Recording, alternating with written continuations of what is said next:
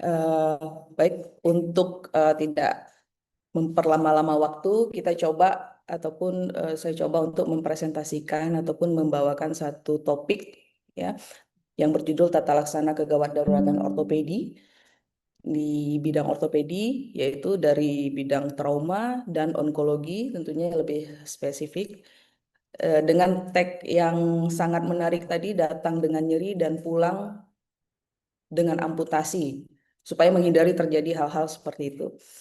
Oke, baik. Nah, kegawat daruratan ortopedi itu sendiri adalah suatu ancaman ya, atau kita bisa bilang limb or life threatening ya, yang disebabkan oleh adanya kondisi tertentu dari sistem muskuloskeletal yang dapat mengancam nyawa ataupun mengancam ekstremitas pada seorang yang menderita sesuatu ataupun mengalami sesuatu kejadian yang berhubungan dengan muskuloskeletal. Nah, keadaan ini tentunya memerlukan tindakan ataupun tata laksana segera supaya ataupun agar mencegah terjadinya kerusakan permanen ataupun bahkan kematian. Itu kira-kira definisi dari kegawat daruratan ortopedi. Ya, sesuatu hal yang terjadi pada sistem muskuloskeletal yang dapat mengancam nyawa ataupun mengancam ekstremitas itu sendiri yang membutuhkan tindakan segera.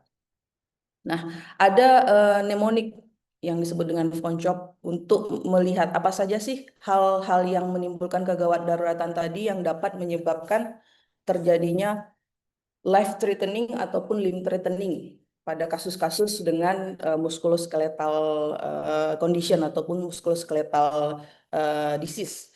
Yang pertama itu bisa kita lihat adanya vascular compromise atau adanya cedera pada vaskular, kemudian adanya open fracture atau patah tulang terbuka, kemudian adanya gangguan neurologi, kompartemen sindrom, dislokasi, kemudian infeksi tulang yang disebut dengan osteomyelitis, serta adanya fraktur pada area panggul yang tidak stabil. Nah, ini bukan berarti semua kejadian ini dapat menyebabkan kegawat daruratan. Dia tetap adanya gangguan ataupun mnemonik dari von Schop ini tentunya dengan kondisi-kondisi yang sangat severe ataupun parah. Bukan kalau pada kasus-kasus ringan misalnya pada open fracture grade 1 mungkin risiko terjadinya life threatening ataupun limb threatening lebih kecil. Nah, contoh mungkin sebenarnya ini kalau boleh berkomen, seandainya kita punya kasus nih laki-laki 30 tahun diantar ke IGD dengan kondisi luka seperti ini, sekitar 10 menit sebelum masuk ke rumah sakit. Nah, kira-kira sebagai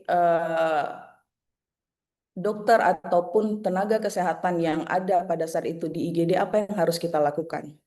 Nah, apakah kita harus lakukan reposisi dan splinting terlebih dahulu? Ataupun kita lakukan pemasangan IV line? Ataupun kita melakukan perawatan lukanya? Atau dilakukan skin traksi atau melihat adanya viabilitas dari jaringan-jaringan yang terkena ataupun yang mengalami luka. Kira-kira apa yang harus kita lakukan?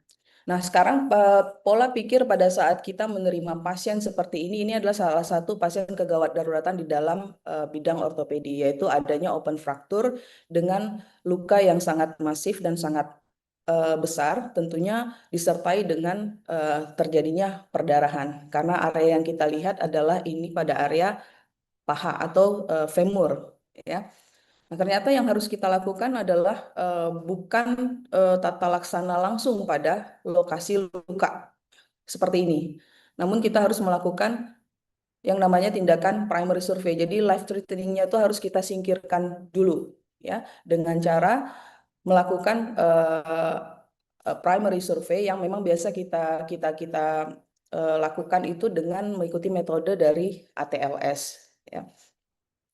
Nah, ketika kita menerima pasien seperti tadi, maka yang perlu kita perhatikan adalah kondisi-kondisi penting atau krusial yang harus kita selesaikan terlebih dahulu. Sebelumnya memang ATLS ini memilih ataupun mempunyai metode yang kita kenal dengan ABCDE. Namun saat ini pada edisi terbaru sudah dibuat modifikasi ataupun dirubah paradigma dengan meletakkan XABCDE, yaitu examination.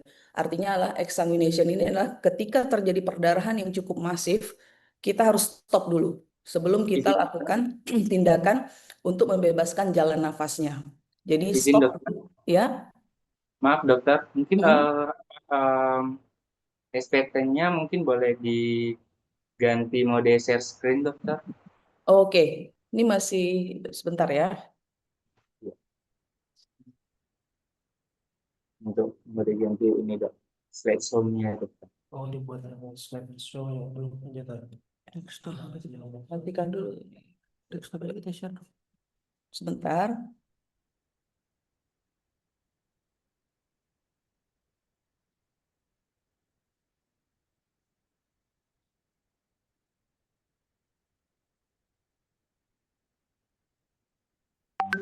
Bukan lagi di situ. Kalau agak kewalahan dokter, mungkin dari tim panitia aja boleh dibantu ke dokter untuk Oke, menampilkan. Bagaimana dokter? boleh Pak. Bisa kan? Tempat situ masih balik sebentar dulu. Masih balik ke yang Boleh dibantu, Mas Fan. Cuman ada beberapa. Oh ada,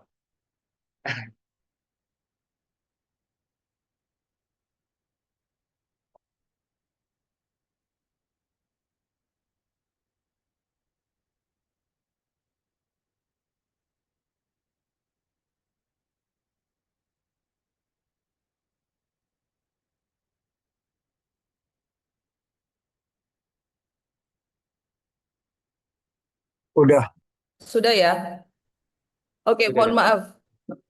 Baik dokter, terima Sudah kasih ya? dokter. Maaf Oke. sebelumnya dokter. I'm so sorry buat peserta, sorry. Jadi saya lanjutkan bahwa saat ini paradigmanya sudah berubah, bahwa sebelumnya kita melakukan tata laksana itu dengan ABCDE, ABCDE ataupun RW yang pertama untuk kita selesaikan terlebih dahulu. Namun sejak edisi ke-11 ataupun pada tahun-tahun yang terbaru ini, bahwa examination itu adalah eh, pertama yang dilakukan, yaitu dengan mengontrol bleeding yang masif. Caranya cukup simple. Ya, caranya cukup simpel, hanya dengan menekan area perdarahan secara langsung, ataupun jika punya fasilitas ataupun properti seperti tourniquet, kita bisa menggunakan itu. Kemudian setelah itu terkontrol, baru kita lakukan tata laksana terhadap airway, jalan nafas, dilanjutkan dengan breathing, kemudian sirkulasi, dan tentunya dengan disability dan exposure. Setelah kita melakukan hal tersebut, dan pasien dianggap sudah mengalami kondisi dalam hemodinamik yang stabil, kita anggap, saya kembalikan tadi ya, bahwa ada kasus yang seperti ini, ya, kemudian setelah pasien dalam kondisi stabil, kita bisa melakukan beberapa tata laksana tambahan, ya, tapi masih dalam konsep primary survei-nya, yaitu kita bisa memonitor bagaimana kondisi tekanan SpO2-nya, kemudian ECG-nya, kemudian apakah pasien ini masih dalam kondisi stabil ataupun tidak. Kemudian jika tidak stabil, kita harus melakukan resusitasi lanjutan lagi. Kemudian bagaimana kondisi lukanya, apakah kita sudah bisa mengontrol dengan cara melakukan skin traksi ataupun melakukan wound dressing pada pasien yang mengalami patah tulang terbuka. Dan ini tentu saja dikerjakan bukan hanya dengan pasien-pasien pada patah tulang terbuka saja, tetapi seluruh trauma. Nah, salah satu kegawat daruratan ortopedi yang bisa menimbulkan risiko amputasi itu adalah pada kasus patah tulang terbuka. Di mana pada kasus patah tulang terbuka ini kita sudah mengenal beberapa klasifikasi yang dibuat oleh Gustilo Anderson. Tentunya yang paling berisiko mengalami tindakan amputasi itu adalah Gustilo Anderson yang tipe 3B, 3A, dan yang terakhir adalah 3C. Di mana tipe 3C itu terjadinya patah tulang disertai dengan cedera dari arteri utama. Nah, pada tata laksana patah tulang, setelah patah tulang terbuka, setelah kita lakukan eh, primary survey tadi, maka prinsip-prinsip yang paling penting pada pelaksanaan patah tulang itu adalah tentunya dengan pemberian antibiotik dan dilakukan debridement ataupun irigasi, dengan konsep bahwa semakin besar ukuran luas luka, semakin tinggi grading ataupun klasifikasi dari patah tulang terbuka, maka semakin banyak cairan yang kita perlukan dalam melakukan irigasi terhadap patah tulang terbuka tersebut, yang diharapkan bahwa dapat menyingkirkan debris-debris ataupun kontaminasi yang cukup besar, sehingga menurunkan resiko terjadinya infeksi yang nantinya akan dapat menyebabkan terjadinya amputasi jika itu tidak ditangani secara tepat pada saat awal. Nah, setelah itu yang kita harus pikirkan adalah bagaimana untuk pemberian kontrol secara sistemik. Setelah kita lakukan lokal kontrol dengan debris demam tadi, bagaimana dengan kontrol secara sistemik. Nah, kalau kontrol secara sistemik tentunya kita membutuhkan antibiotik, ya, antibiotik untuk mencegah terjadinya infeksi. Pun mungkin infeksi itu sudah terjadi apalagi pada grading ketiga, tetapi untuk menurunkan terjadinya infeksi. Nah, biasa pada kasus patah tulang terbuka ini kita menggunakan antibiotik cefalosporin golongan ke generasi ketiga yang memang merupakan antibiotik yang memiliki broad spectrum yang cukup luas. Bahkan kita juga melakukan kombinasi terhadap beberapa golongan antibiotik yang lain supaya melakukan kerja secara berbeda. Jadi dapat menghambat pertumbuhan baik dari dia gram negatif kah ataupun gram positif kah.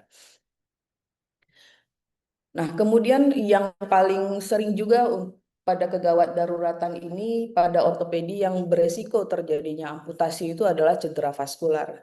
Ilustrasi gambar di sini merupakan gambar sendi lutut, ya, gambar sendi lutut di mana kita bisa melihat terjadinya dislokasi pada area sendi lutut sehingga ada dorongan dari bagian tibia ke arah posterior dan menekan arteri poplitea yang merupakan main arteri terhadap tungkai bawah. Sehingga kalau ini terjadi dan tidak ditata laksana dengan benar, kita tidak mengembalikan posisinya ke posisi yang normal, maka akan terjadi kompresi pada arteri tibialis, arteri poplitea yang menyebabkan tentu saja aliran darah ke bagian distal dari tungkai tidak terjadi dan akhirnya akan mengalami iskemik, tentunya akan mengalami kematian jaringan dan resiko amputasi cukup tinggi. Jadi pada kasus-kasus dislokasi lutut yang dibiarkan, hati-hati, ya, hati-hati. Kita harus mengevaluasi bagaimana pulsasi arteri pada bagian distal. Jika ini terjadi,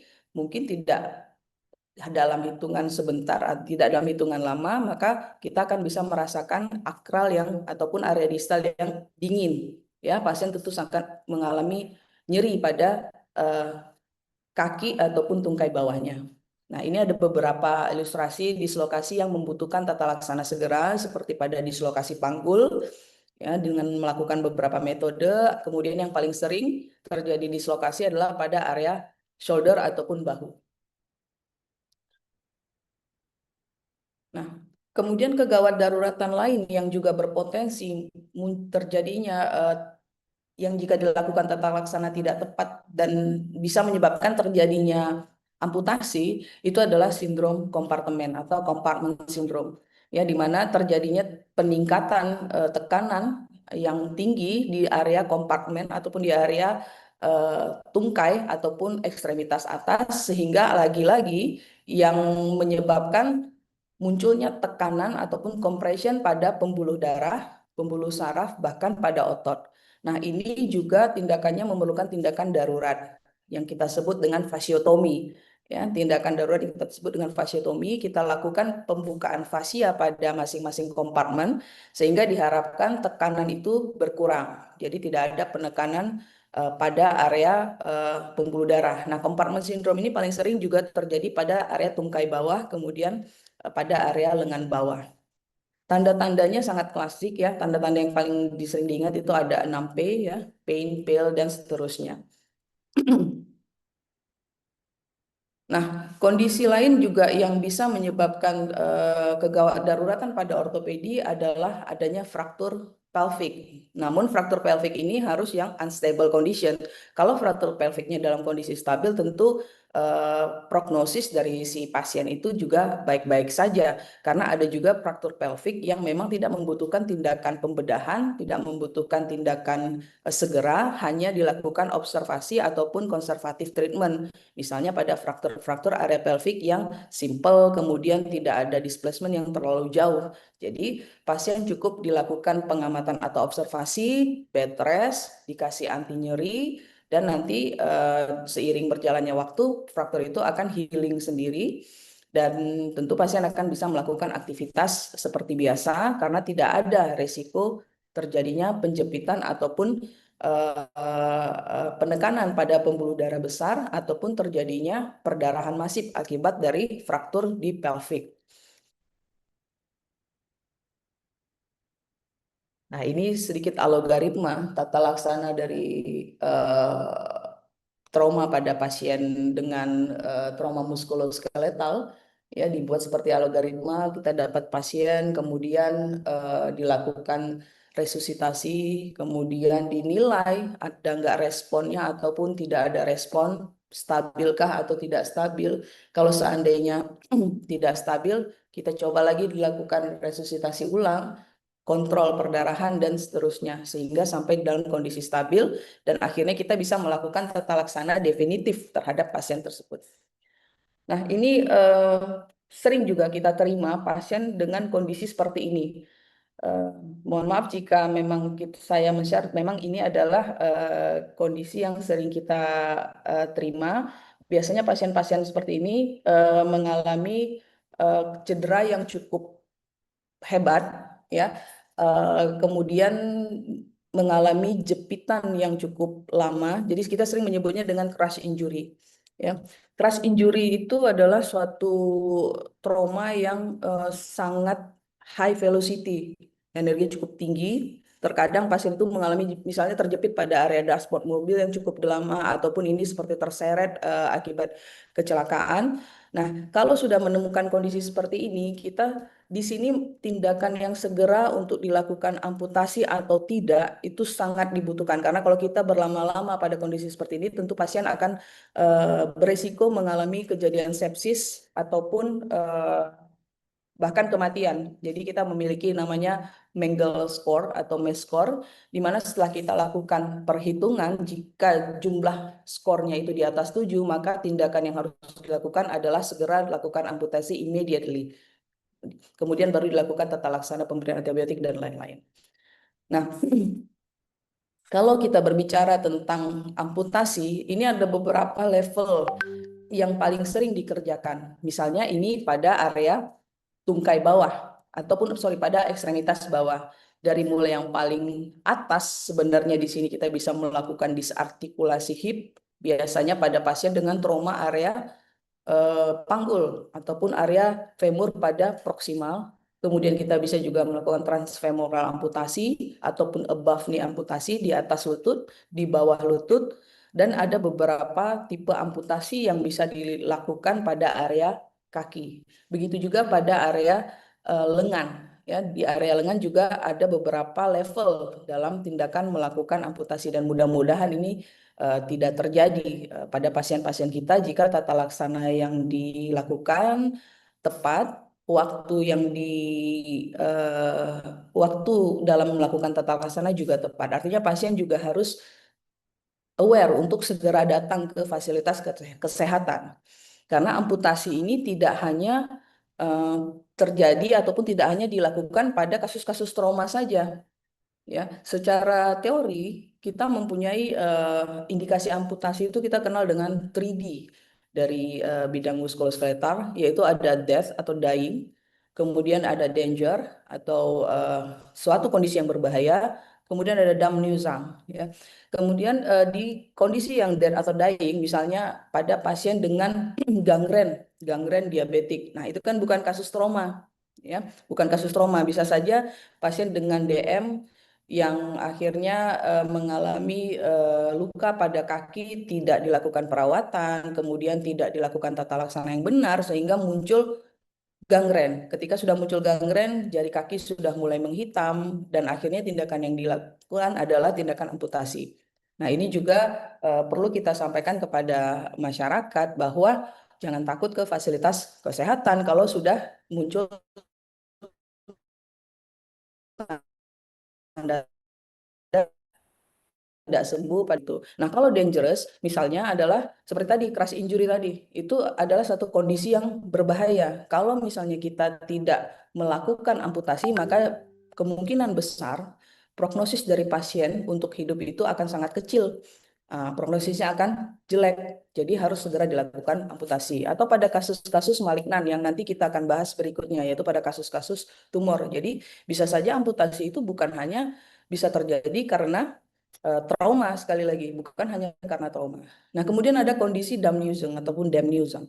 Ini adalah satu kondisi yang kalau Damnusung itu bahasa Inggris yang artinya itu sesuatu yang sangat menyebalkan atau mengganggu, ya. Bahkan kelainan kongenital pun pilihannya bisa dilakukan amputasi. Kenapa? Karena ada beberapa kelainan kongenital ataupun malformasi bentuk pada anak-anak yang baru lahir, misalnya tungkainya tidak berkembang, tungkai bawahnya tidak berkembang, ataupun pahanya tidak muncul, tetapi dibiarkan saja, dia tidak memiliki fungsi yang baik. Sehingga dengan melakukan amputasi dan memberikan kaki palsu, maka kualitas hidupnya akan lebih baik dibandingkan jika dia mempertahankan kondisi ekstremitasnya. Misalnya contoh juga pada pasien-pasien dengan kontraktur, pos luka bakar dengan kontraktur yang tidak tertata laksana dengan baik, sehingga limnya tuh ataupun ekstremitasnya itu hanya tergantung saja, tidak bisa digunakan, tidak bisa menggenggam, tidak bisa dipakai untuk berjalan misalnya pada kaki, sehingga akan lebih baik jika dilakukan tindakan amputasi dan kemudian diganti dengan prostesis yang bagus. Jadi pasien masih bisa bekerja, bahkan masih bisa lari kalau menggunakan protesis yang sudah kekinian sekarang yang bagus. Nah, kira-kira begitu. Jadi sekali lagi bahwa amputasi itu bukan saja terjadi pada kasus-kasus trauma, bahkan pada kasus kelainan kongenital pun, kasus infeksi, kasus kronis bisa terjadi ataupun bisa dilakukan amputasi jika tata laksananya tidak tepat. Nah, untuk supaya lebih gampangnya, ini beberapa kondisi yang dapat menyebabkan tindakan amputasi kita lakukan. Ya, pada gangguan vaskular misalnya, kemudian infeksi yang tidak terkontrol, kemudian trauma yang berat seperti kasus sebelumnya tadi, kemudian ada gas gangren ya, jaringan yang tidak viabel lagi, kemudian ada luka akibat suhu yang sangat dingin atau frostbite, kemudian ada tumor yang nanti kita bahas, ya tentunya ini malignan, kelainan kongenital, dan nyeri yang terus-menerus sehingga menyebabkan pasien itu merasa sangat terganggu. Jadi ini masuknya kalau kita lihat masing-masing ini bisa masuk ke dalam Damnusung, ini bisa masuk ke dalam Damnusung, ini bisa masuk ke dalam danger, ya, ini death, dan ini danger, ya, ini death, dan kira-kira seperti itu, ya. Nah, yang kita bahas berikutnya adalah kegawat daruratan di bidang tumor. Apa hubungannya antara tumor dengan kegawat daruratan ortopedi? Ternyata bisa juga terjadi kegawat daruratan ortopedi pada pasien-pasien dengan tumor-tumor yang ganas yang sudah tidak tertata laksana dengan benar dari awal. Nah, hal-hal yang bisa menyebabkan kegawat daruratan pada onkologi itu ataupun pada tumor muskuloskeletal, misalnya terjadi perdarahan yang cukup masif akibat kanker pada tulangnya itu sudah besar sekali sehingga pembuluh darahnya akan mengalami ruptur dan tidak berhenti berdarah. Jadi pasien akan turun ke dalam fase shock walaupun dia sebenarnya dia tidak akut ya, tapi akan turun ke dalam fase eh, kondisi yang tidak baik disebabkan karena kronik anemia misalnya. Kemudian nyeri sekali. Ya, kalau pada orang dengan cancer, bone cancer itu nyerinya cukup nyeri sehingga level nyerinya itu bisa yang high kalau berdasarkan dari step leadernya WHO, sampai pasien-pasien juga membutuhkan obat-obat yang tidak lagi golongan-golongan NSAID tetapi sudah golongan morfin. Nah, kira-kira seperti itu. Kemudian ada tumor-tumor juga yang dapat menekan saraf-saraf pada tulang belakang sehingga pasien mengalami kelumpuhan. Harus segera diambil supaya fungsi dari ekstremitas bawahnya ataupun ekstremitas atasnya bisa kembali. Jadi kalau kegawat daruratannya kalau ada kompresi tapi bukan disebabkan karena trauma tetapi karena massa ataupun karena tumor yang muncul pada area-area tertentu. Nah, contoh-contoh tumor yang sering menyebabkan kegawat daruratan akibat adanya perdarahan yang cukup masif, nyeri yang cukup mengganggu, cukup masif, pasien tidak bisa tidur, itu biasanya ada osteosarkoma, Ewing sarkoma.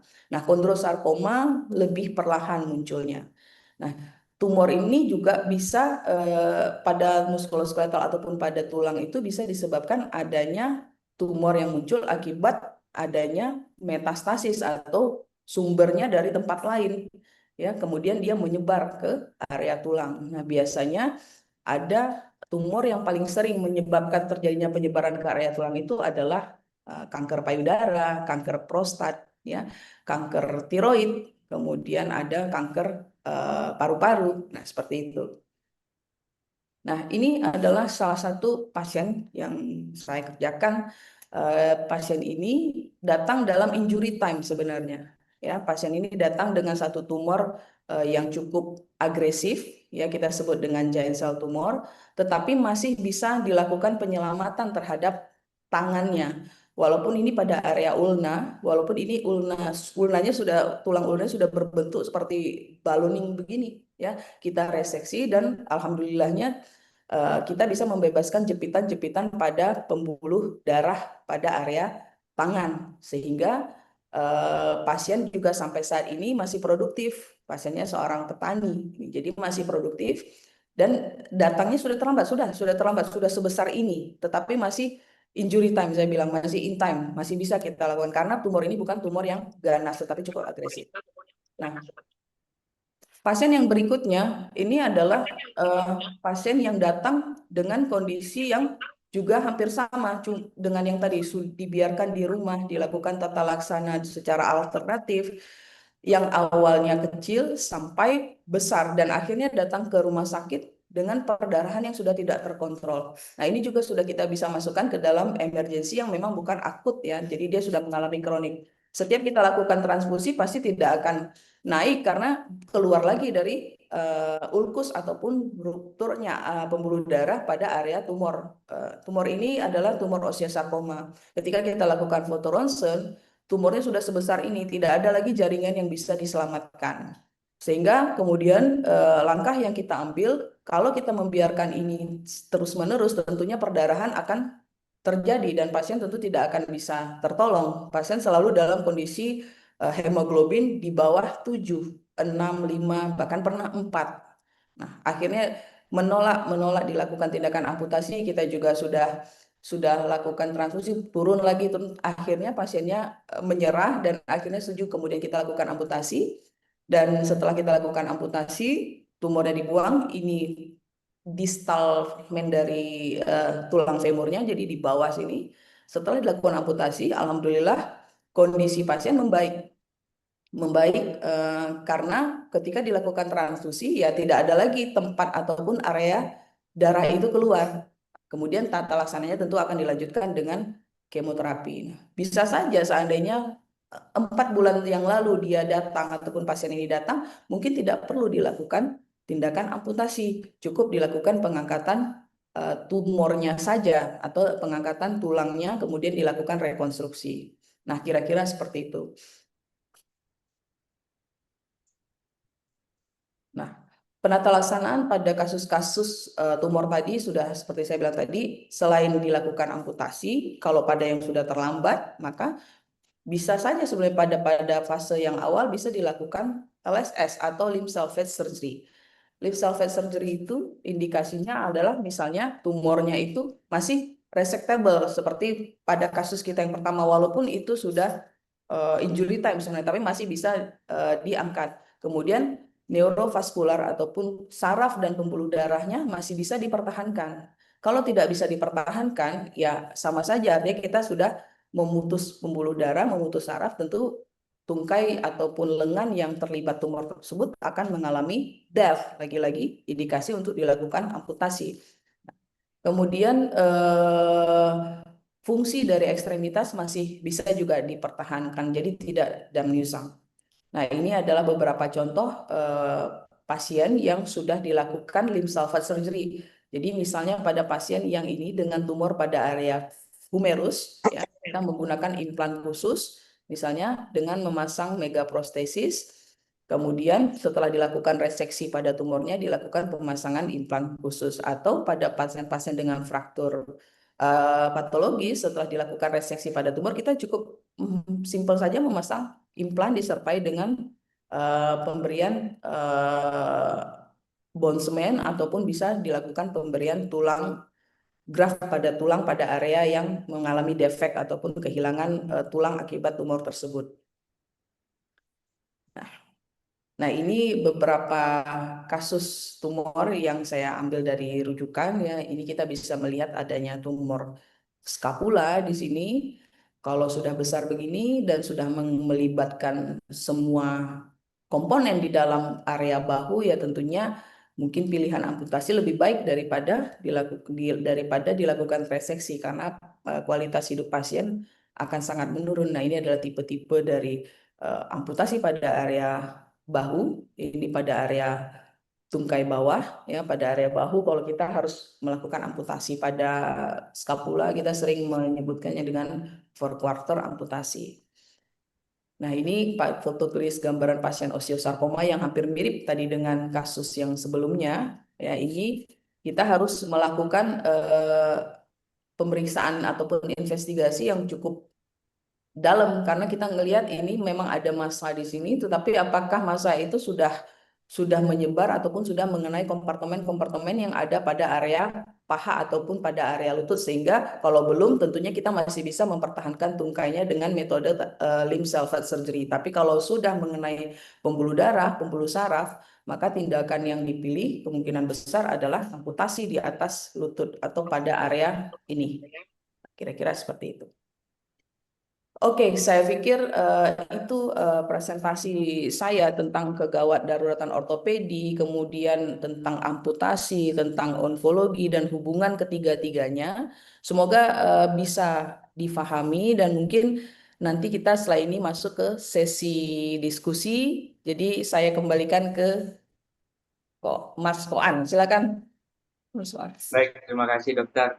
Mungkin setelah ini dokter, apakah masih ada materi lagi atau sudah cukup? Materinya cuma itu saja tadi, Mas Oh, Koan. temannya. Ya. Baik, dokter. Baik, kalau begitu kita lanjut untuk masuk sesi diskusi ya dokter ya. Baik Bapak Ibu dan teman-teman semua, saat ini kita masuk ke sesi diskusi. Bapak Ibu dan teman-teman yang ingin bertanya kepada narasumber kita, boleh langsung aktifkan raise hand-nya, ataupun mungkin boleh ketik di kolom chat Bapak Ibu. Nanti saya bantu bacakan. Dan kalau mau juga langsung terhubung dengan narasumber kita, boleh aktifkan raise hand-nya Bapak Ibu.